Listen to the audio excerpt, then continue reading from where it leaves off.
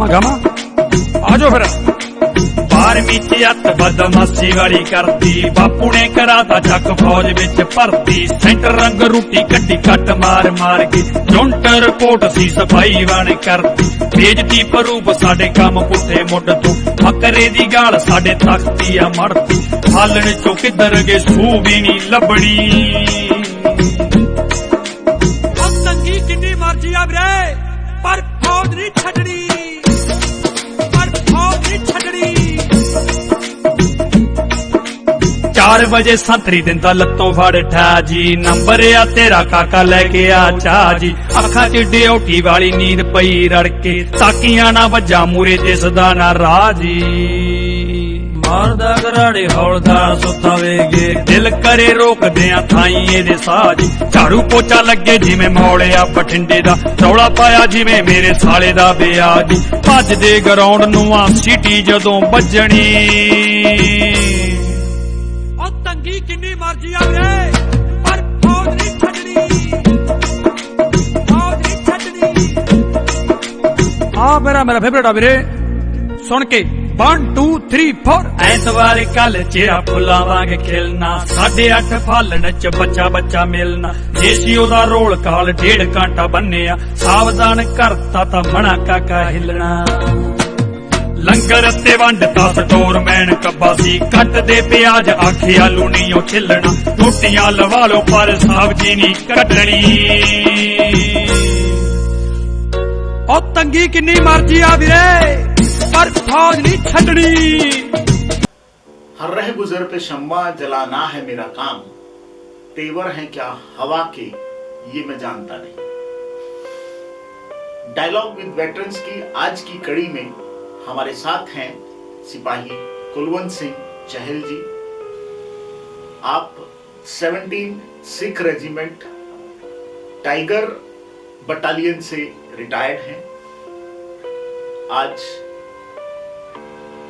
चहल साहब से हम सेना के उस दौर की बातें करेंगे जब ऑपरेशन पवन हुआ था। डायलॉग विद वेटरन में चहल साहब बहुत बहुत स्वागत आपका। धन्यवाद आपका।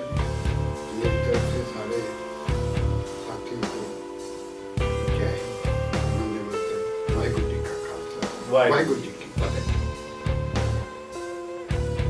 कुलवंत सिंह जी, अब तक की जर्नी में आपका रोल मॉडल कौन है? सर, हम अपना रोल मॉडल हरि सिंह नलवा जी को मानते हैं। दुनिया का इकलौता जर्नैल जिसने काबुल कंधार को फतेह किया। और बेटे हम गुरु गोविंद सिंह की रोल मॉडल हरि सिंह। मैं यहाँ पे बात मेंशन करना चाहूँगा जी जरूर कि नलवा जी का जो कैरेक्टर था बहुत ही इंटरेस्टिंग।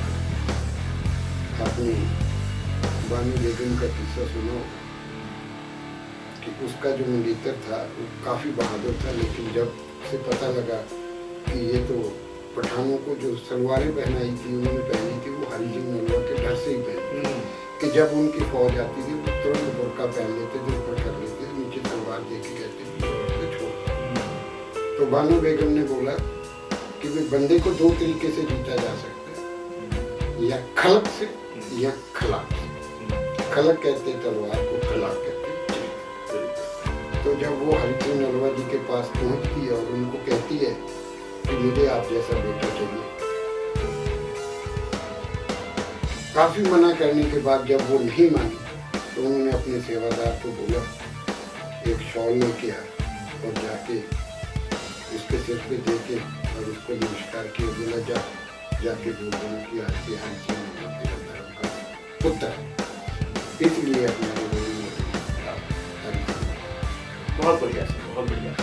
स्कूल टाइम में जब आप थे तब क्या इच्छा थी, क्या जिज्ञासाएं थी, क्या तब भी ऐसा था कि बचपन में ये भी सेना नहीं जाना है? देखिए नायक साहब, सबसे पहले तो आपका धन्यवाद कि आपने मुझे अपने विचार रखने का मौका दिया, और मैं आपके चैनल का भी बहुत स्वागत करता हूँ, धन्यवाद करता हूँ। भारत की बात सुनाता हूँ, और ये जो आपने प्रयास किया है कि चलो कोई तो आया जिसने हमारे बारे में, हमारे फौजियों के बारे में बात करने की हिम्मत करी। रही बात मेरे बचपन की, मैं आपको बता देता हूँ कि हमारा जो खानदान है वो शहीदों का खानदान है जी। हमारे जो बड़े बाबा थे, उनके जो बाबा थे, उनके छोटे भाई सिपाही गुरमुख सिंह जी बैटल ऑफ सारागढ़ी में शहीद हुए। अरे वाह, क्या बात। मेरे दादाजी स्वर्गीय सरदार फला सिंह जी, वो भी इंडियन आर्मी में थे। उन्होंने दोनों वर्ल्ड वार में पार्टिसिपेट किया था। और इत्तेफाक से जो मेरे ग्रैंड फादर इन लॉ सरदार मेहर सिंह भुल्लर जी, वो भी फ्रीडम फाइटर थे। उन्होंने आज़ाद हिंद फौज में 7 साल जापान में कैद कर। क्या बात। और मेरे परिवार में तकरीबन मेरे चाचा ताऊ हम 60-70 आदमी जो सेना में, अभी भी 15-20, मेरा छोटा भाई भी ड्यूटी कर रहा है जी। एक्टिव JCOM, और अभी भी मेरे मतलब अगर हम अपने घर के देखें तो 15-20 मेरे भाई फौज में। और हमारा शुरू से ही एम था कि फौज में हम जाएं। अगर कहीं और जाना होता, कुछ करना होता, तो my education standard was very good, but देश के लिए कुछ कर गुजरने की तमन्ना थी हमारे दिल में, तो इसलिए खानदानी परंपरा जो चली आ रही, जो लेगेसी चली आ रही थी फौज की, उसको आपने मेंटेन किया, आगे बढ़ा। सर मैं आपको एक बात बताता हूँ जी। मेरी एक्चुअली डेट ऑफ बर्थ जो इनफैक्ट जी जी जी 8/12/69 में, जी। आपको पता पहले क्या होता था कि स्कूल में एडमिशन कराने के लिए महीना 2 महीना होता था। हाँ। और मैं जो फौज ज्वाइन करने की आयु रहती है वो मिनिमम 17 साल। आपकी आयु 17 साल से 10 दिन भी या 1 दिन भी कम होगी तो सेना आपको नहीं। मैं जून 1986 में भर्ती हो गया था, लेकिन मेरी आयु पूरी ना होने की वजह से मुझे उन्होंने ड्रॉप कर दिया और बोला भाई दिसंबर में भर्ती आएगी और आप आके दोबारा आना, और आप भर्ती हुए पड़े हो, कोई दिक्कत नहीं। तो मैं 8/12/69 की मेरी डेट ऑफ बर्थ थी, और मैं 18/12/86 को मैंने फौज ज्वाइन की। और फौज में जब गए तो हमें सिख रेजिमेंट मिली, क्योंकि उस सिख रेजिमेंट के साथ हमारा बड़ा पुराना नाता था। मैंने आपको बताया था कि हमारे जो परदादा परदादा उनके जो छोटे भाई वो भी सिख रेजिमेंट ही थी जिन्होंने बैटल ऑफ सारागढ़ी को किया। तो जब वहाँ जाके देखते हैं कुदरती है, इत्तेफाक ने मुझे ट्रेनिंग भी सारागढ़ी कंपनी में करनी पड़ी। क्या हुआ? तो मैं सोचता हूँ कि ये मेरा सौभाग्य था कि मुझे सेना में सेवा देने का मौका मिला, जो कि हर आदमी को नसीब नहीं। पैसा बहुत कमा सकते हैं, सब कुछ कर सकते हैं, लेकिन जो मजा और जो सुकून, जो मन को शांति हरी वर्दी पहन के मिलती है, देश की सेवा करके मिलती है, और कहीं नहीं। बहुत बढ़िया। तो सेना के कार्यकाल जो आपका रहा, उस टाइम पीरियड में कोई ऐसा इंसिडेंट जो भुलाए नहीं भूलता? सर वैसे तो अगर आप मेरे को पूछो तो मैं सेना का आपको एक एक दिन गिनवा सकता। क्या बात। और मेरे वो सारे मित्र आज भी मेरी आंखों के आगे घूमते हैं, और वो जो मेरे दोस्त जो वहाँ पे शहीद हुए हैं, उनको हम लोग बड़ा मिस करते हैं। क्या होता है, 14 जनवरी 89 को हम लोग अपनी ड्यूटी पे तैनात थे। 11:15 पे मेरे को गोली लगती है। पहली गोली मेरे ये बाएं कान में से लग के दाएं गाल में निकल जाती है, लेकिन फायर जो श्रीलंका की जो लड़ाई थी वो that was the war of insurgency. Insurgency की लड़ाई में सर क्या होता है कि उसका कोई फ्रंट नहीं होता। जैसे हम बॉर्डर पे लड़ते तो हमें पता है कि भाई दुश्मन आगे थे, लेकिन इंसर्जेंसी की लड़ाई में आपको नहीं पता होता कि दुश्मन कौन है। आम पब्लिक में कोई ग्रेनेड फेंक के चला गया, कोई गोली मार के चला गया, आपको पता नहीं। सबसे पहले तो मैं आपको एक बात बता दूं कि हमारे श्रीलंका में हजारों सैनिक मरे हैं, कई हजार सैनिक जख्मी हुए, और हमें जरा भी मांगता ना होता कि अगर यही हमारा ब्लड हमें पाकिस्तान के बॉर्डर पे या चाइना के बॉर्डर पे बहा होता तो हमें बड़ी खुशी होती। ये जो हमारी फौज वहाँ पर भेजी गई ये बहुत ही गलत डिसीजन, क्योंकि वही एलटीटी जो हमारे इंडियन थे, जब फौज गई तो वो लोग बहुत खुश हुए थे कि भी हमारी भारतीय सेना आ गई है। तो तमिल सारे वहाँ पे 2 कम्युनिटी है, 25% तमिल है जो इंडिया से गए हुए, 75% सिंगली है। सिंगली लोग उनके ऊपर जुल्म करते थे। वहाँ पे टोटल 21 या 22 प्रोविंस है, जिनमें से 7 प्रोविंस है उनमें तमिल है। लेकिन वहाँ का एक प्लस पॉइंट है कि जहाँ पर तमिल है वहाँ पर तमिल ही है, वहाँ सिंगली है। और जो श्रीलंका का एरिया वो सारा बिल्ट अप एरिया है। बिल्ट अप एरिया उसको कहते हैं कि जैसे हमारे इधर गाँव होता है और बाहर खेत होते हैं, वहाँ पे ऐसा नहीं, वहाँ पे लोगों के खेतों में घर है, तो उस एरिया को आप पॉडर। तो मैं आपको बताता हूँ 14 जनवरी वाले दिन जब मुझे गोलियाँ लगी, उसके बाद में कुछ पेट में लगी, लेकिन बचाव। पर जो मेरे साथी थे जिनसे कभी मनमुटाव भी होता था, तो स्पेशली जब उनका प्यार, उनकी हमदर्दी उस टाइम पे जो मेरे लिए, और हमारे बाबा जी थे, उन्होंने जब अरदास करी। अब लगा लो दिसंबर 86 का मेरा बर्थ है और 14 जनवरी 89, 19 साल की उम्र का तो बच्चे भी। और मुझे पता था भाई गोलियाँ काफ़ी लगी हैं, तो अब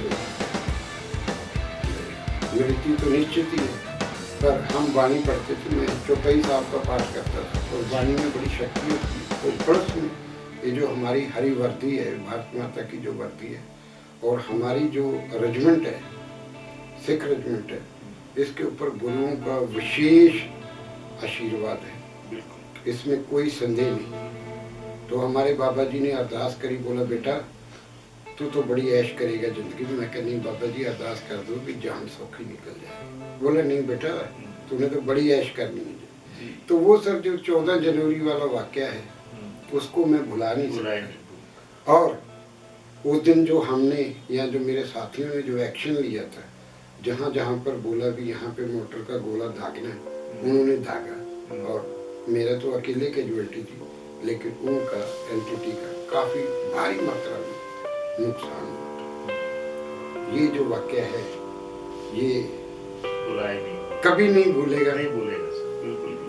और मैं आपको एक बात यहाँ और बता देता हूँ कि हमारे वहाँ पे हमारी बटालियन के तकरीबन 30-35 के करीब जवान शहीद हुए, 100-125 के ऊपर जख्मी हुए जवान। लेकिन उन लोगों को ना अब भी याद करते हैं तो रोंगटे खड़े हो जाते हैं कि भाई हमारे चंद एक सियासतदानों ने अपनी निजी स्वार्थ के लिए, अपना एक छोटा सा बदला लेने के लिए हमारे इतने।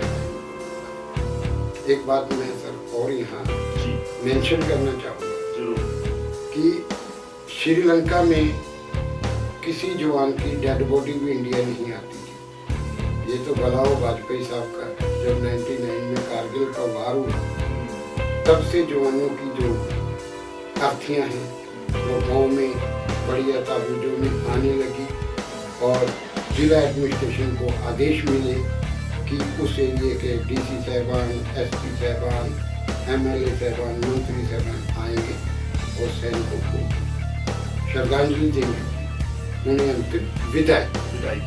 तो मुझे तो वो टाइम याद है कि जब श्रीलंका से कोई बंदा आता था तो उसको एक छोटे से कुंजे में उसकी एक हड्डी निकाल के, जो भी उसके खून कह देते हैं, थोड़ी सी दाग या कोई उसकी निशानी डाल के भेज देते थे लाल कपड़े में बांध के। इवन मैं एक बात और बतानी चाहूँगा, हमारे 2 अगस्त 89 को 13 जवान शहीद हुए थे, 8 जख्मी हुए, तो उनके संस्कार के लिए कफन भी नहीं थे, केवल पगड़ियों को ही कफन के रूप में यूज करके संस्कार किया। और वहाँ पे क्या होता है कि सनोटी वाइज हो जाता है, आर्मी में जैसे जेसी और हवलदार ऐसे, तो फिर उसी हिसाब से एक एक फूल निकाल के तो उनके घर के। तो मैं कहता हूँ कि अगर हमारा खून वही अगर बॉर्डर पे बहता तो उसका मजा कुछ और था। पर चलिए, जब फौज की ड्यूटी है, फौज की वर्दी पहनी है, तो आर्मी में कहा जाता है do and die not question, so that we are so happy इतना कुछ होने के बाद भी, क्योंकि हमारी जो वैल्यूज है उसमें नारा लगता है देव देव फतेह, देश युवा पर वही चीजें है, शुभ कर्म ते कबू न करूं, ना डरूं और सो जब जाए लड़ूं, निश्चय कर अपनी जीत, हर सिख को अपने ही मन को ये लाल ठोकूं तो जब आपकी ओर निदान हुए अत ही रण में उतर अत ही रण। ये यहाँ से शुरू होता है कि देश युवा वर मोए शुभ कर्म ते कबू। तो जब भगवान से युद्ध की आज्ञा ही ले ली तो फिर डरते। बहुत बढ़िया सर, बहुत अच्छी बात कही आपने। सो आज की परिस्थिति में हम जब देखते हैं तो हमारे देश के 2 दुश्मन हैं, पाकिस्तान बॉर्डर पर अक्सर फायरिंग होती रहती है, शेलिंग भी होती है, जो पिछले कुछ साल से बंद है। चाइना पर भी धक्का-मुक्की चलती है और हम गलवान में अभी कुछ टाइम पहले भी एक हादसा हुआ।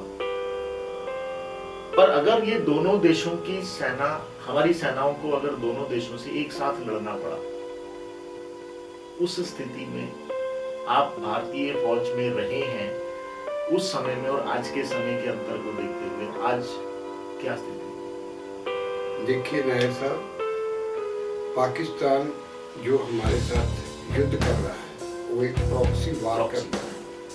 उन्होंने फायरिंग भले रोक दी है, लेकिन हमारी किलिंग उन्होंने नहीं रोकी। पहले वो हमारे सैनिकों को गोली से मारते थे, अब वो हमारे सैनिकों को हनी ट्रैप में फंसाते हैं, प्लस पंजाब में उधर राजस्थान से नशा बेच के हमारे युवकों की हत्या करते हैं।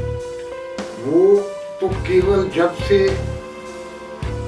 सरकारें चेंज हुई है, क्योंकि 2014 के बाद में आर्मी के पास पावर आ गई कि अगर वो पहले क्या था कि अगर वो फायर करते थे तो देन हमें पूछना पड़ता कि हम फायर करें या नहीं। लेकिन अब ये है भी अगर उनकी तरफ से थोड़ी सी भी हरकत होती है तो उनको सिर में। रही बात चाइना की, मैं तो आपको एक बात बताना चाहता हूँ, मैं नथुला बॉर्डर पे भी रहा हूँ जी।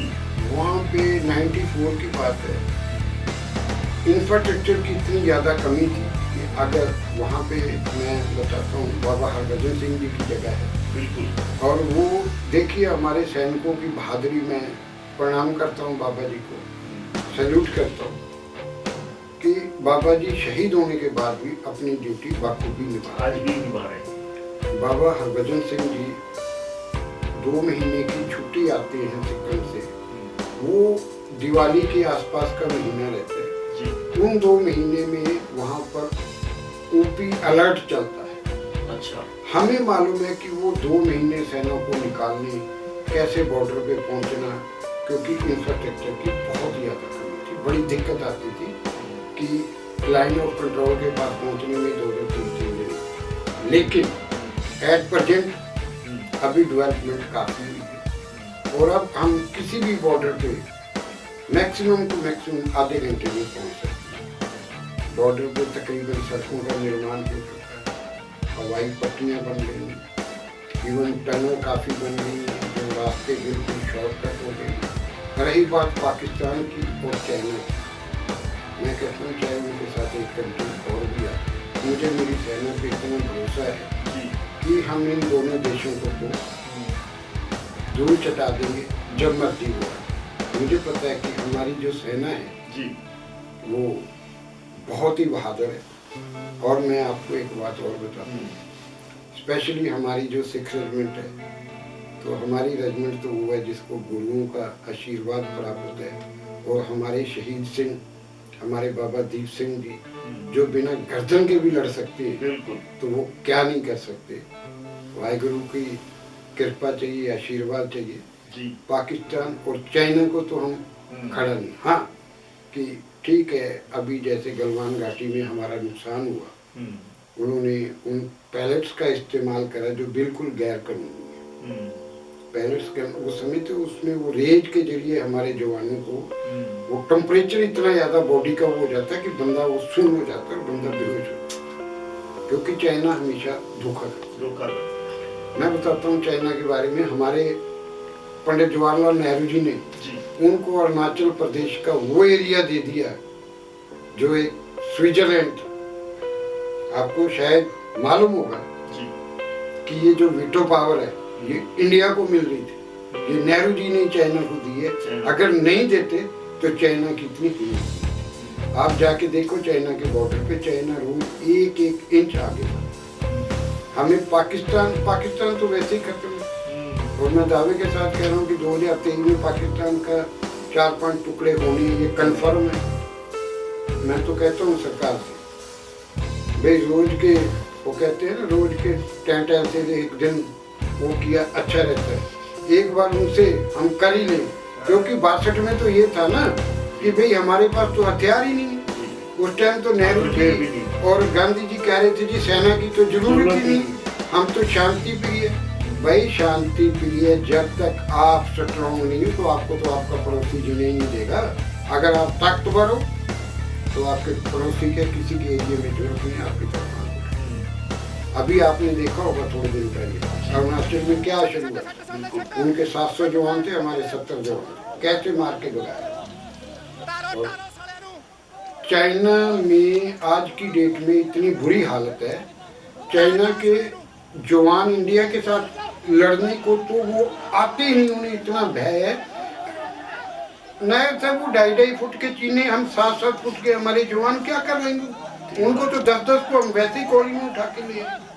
तो चाइना जो ये इतना जो हवा बना रखा है, आप देखो ना चाइना का कोई भी माल ले लो, कोई भी चीज ले लो, 10 दिन नहीं निकाल।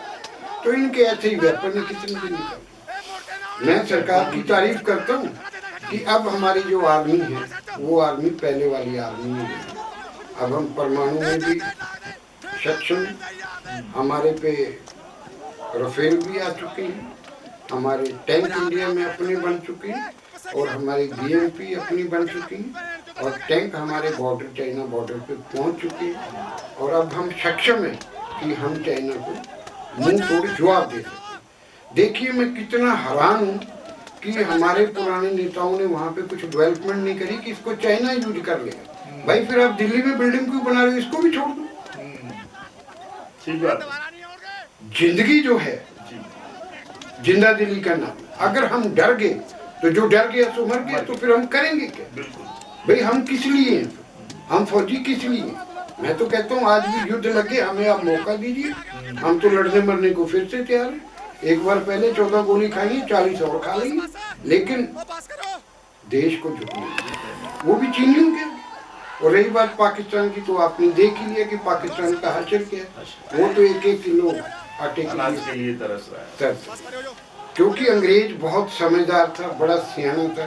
वो जाते हुए इस देश के 2 टुकड़े कर गया। आज भी अगर ये इकट्ठे हो जाते हैं देश, तो हमारे से संपन्न और तगड़ा कोई देश नहीं। बिल्कुल ठीक। अगर पाकिस्तान अपनी जिद छोड़ दे, अपने लोगों की तरफ ध्यान दे, इंडिया कभी भी, हमने बॉर्डर पे कभी पहले एक सिंगल घटना दिखा दो कि पहले हमारे जवानों ने फायर किया हो। बिल्कुल, क्योंकि हमारे यहाँ टेररिज्म जो नशा सप्लाई है वो सारा पाकिस्तान से होता है। क्योंकि हर देश की अपनी पॉलिसी होती है कि भी उस देश को अपने घर में बिजी रखो, हमारी तरफ नहीं। इंडिया अब इतना डेवलप कर चुका है कि पाकिस्तान हमारा कुछ नहीं करता। रही बात चाइना की, उनकी बेईमानियां, उनकी बदमाशियां सब लोगों को, पूरे वर्ल्ड को उजागर हो चुकी। अभी देखो आप थोड़े दिन और देखना, अच्छे से अच्छे उद्योग हमारे देश में आ रहे हैं बिल्कुल आ रही है। और हमारी सेना मॉडर्न हो रही है, सेना यंग हो रही है, और भी अच्छा होगा। कोई हमें, अगर आप मानो कि हमें चाइना से खतरा है, कोई खतरा नहीं।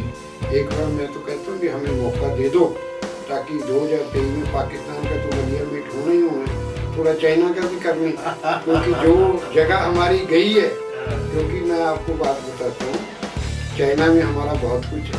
महाराजा रणजीत सिंह के राज में आधा तिब्बत खालसा राज का है, हमें वो जगह वापस नहीं चाहिए। बिल्कुल ठीक। सिपाही कुलवंत सिंह जी को कभी इश्क हुआ? सर, सबसे पहला इश्क तो फौजी का जो होता है, वो अपने देश के साथ, अपनी धरती के साथ, और मेरा जो इश्क हमारी पत्नी के साथ है, और उसने जो हमें प्यार सत्कार वो दिया, मैं वाहेगुरु का, भगवान का इतने शुक्रगुजार हूँ कि ऐसा जीवन साथी भगवान सबको दे। मेरी हर मुसीबत में मैंने बहुत कष्ट देखे, बहुत मुसीबतें ली, उस वक्त ने मेरा इतना साथ दिया, मैं कहता हूँ कि ऐसा इश्क सबको। ऑपरेशन पवन, जिसमें आप पार्टिसिपेट किया, आपने पूरी तरह था क्या ये ऑपरेशन? एक्चुअल में अगर इसकी सच्चाई पे जाया जाए, था तो ये एक बदल, क्योंकि जब हमारे तत्कालीन प्रधानमंत्री श्री राजीव गांधी जी श्रीलंका में गए थे, तो वहाँ पर उनके एक सैनिक ने उनको पट से हमला किया। उन्होंने मतलब राजीव जी ने अपनी वो खुंदक उनसे निकाली, और आप जानते हैं 84 में राजीव जी ने क्या किया, बिल्कुल, कितने निर्दोष सिखों को मरवाया। अरे वो सिख जो देशभक्त को, जिन्होंने सारा कुछ छोड़ के भारत में आने का निर्णय लिया, जबकि जिन्होंने बोला था तुम्हें सारी फैसिलिटी देंगे, सब कुछ छोड़ के आए, ठीक है। इंदिरा गांधी जी ने जो किया था, जो अकाल तख्त पे किया, तो उसकी सजा तो उनको मिलनी थी, ये तो निश्चित था। और कितने निर्दोष सिखों को मरवाया, और उस पर ये स्टेटमेंट के कोई जब बड़ा पेड़ गिरता है तो धरती हिलती। तो जब आप देश के प्रधानमंत्री बन के ये बात बोलोगे, और आपको पता है कि दिल्ली के अंदर 7 दिन नंगा नाच होता है, तो उस बंदे ने पहले इतने सिखों को मरवाया, फिर वो अपने भट्ट का बदला लेने के लिए हमारी फौज को भेज। लेकिन एक चीज, 84 के, जिन्हें उस समय के अंदर 84 के दंगे कहा गया, मैं ये मानता हूं कि 84 में दंगे नहीं हुए थे, जेनोसाइड हुआ था। जिस कौम के साथ जेनोसाइड हुआ, वो फिर भी कांग्रेस की गोद में बैठी, जबकि कांग्रेस ने करवाया था। नायर साहब, यही तो हमारी कौम की बदकिस्मती है। अगर जो आदमी, जिन्होंने हमारा दरबार साहिब तोड़ दिया, उसके बाद में हमारे 50,000 निर्दोष सिख मारे, हमारी कौम की देख लो,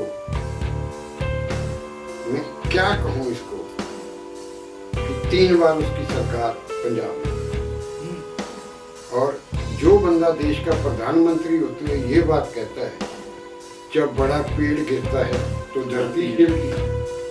तो अभी आप भारत जोड़ रहे हो, तो पहले तोड़ने की जरूरत क्या है? ठीक बात, बहुत अच्छी बात कही। ऑपरेशन पवन के टाइम पे आपका जो फेवरेट वेपन था वो कौन सा था? मेरे पास LMG थी, वही मेरा फेवरेट वेपन था। तो क्योंकि उस टाइम सेना में इतनी मॉडिफिकेशन हुई नहीं, इतने कारगर हथियार नहीं थे जो अब मैं देखता हूँ अपने फौज में। हथियारों के उस टाइम पे कोई इतने वो अच्छे वेपन नहीं थे, पर फिर भी LTT वालों को एक बात मैं आपको और बताना चाहता हूँ। सबसे जो लास्ट में I was the last soldier of Indian army, जो शिप पे सबसे लास्ट में, हमारी बटालियन सबसे बाद में है। और देखिए मैं आपको, हालांकि मुझे नहीं मालूम मुझे ये बात बोलनी चाहिए या नहीं बोलनी चाहिए, पर चलिए, जो वेपन हमने एलटीटी वालों से रिकवर किए थे, हजारों सैनिकों की कुर्बानी के बाद, हजारों सैनिकों को जख्मी होने के बाद, वही वेपन एलटीटी को वापस देंगे। बताइए ओ कितनी गलत बात। अच्छा, जो रिकवरी की थी सब वहीं छोड़ वो सब वही हजारों नहीं लाखों वेपनों को वापस देंगे। ये मैं ऑन द रिकॉर्ड बोल रहा हूँ। अगर किसी अधिकारी को, किसी सेना के उसको शक हो, मेरे से बात करते।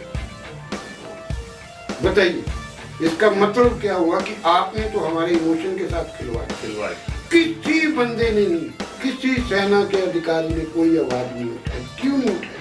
क्योंकि हर आदमी अपने लालच में लगा कि मैं बोलूंगा मेरा प्रमोशन नहीं होगा, मेरी पेंशन मिल जाएगी, उधर फौज में एक और हमारे फॉर्मली कमीशन मिलता है, वो उसके चक्कर में पूरी उम्र चमचागिरी मिल जाए। जिंदगी एक बार मिलनी है नायक साहब, बार बार नहीं। मैं जब फौज से आया था तो मेरे सीओ साहब पूछते थे क्या करेंगे, मैं कहा मैं रिक्शा चलाऊंगा। आई एम एजुकेटेड पर्सन, मैं कुछ भी कर सकता हूँ। भाई जब बंदा, एक कहावत है, कहते हिम्मते मरते खुदा कर खुद ही को बुलंद, इतना पूछे हे बंदे तेरी सजा क्या। मैं आपका पढ़ रहा था आपके बारे में, आपको हाई एल्टीट्यूड मेडल मिला था। ये हाई एल्टीट्यूड मेडल क्या होता है? मैं बताता हूँ। सबसे पहले जब हमने ट्रेनिंग पूरी करी तो हमारी बटालियन उस टाइम पे लेह लद्दाख में थी, तो हम लोग वहाँ गए, लेकिन वहाँ से हमारी पलटन वापस आ गई धर्मशाला। तो यहाँ से पलटन मूव कर जाती है श्रीलंका के लिए, और मेरी पोस्टिंग आ जाती 11 सिख में। लेकिन जब मुझे वहाँ जाके पता लगा कि पलटन श्रीलंका जा रही है, तो मैं वहाँ से वॉलंटरी वापस बटालियन में पहुँच गया।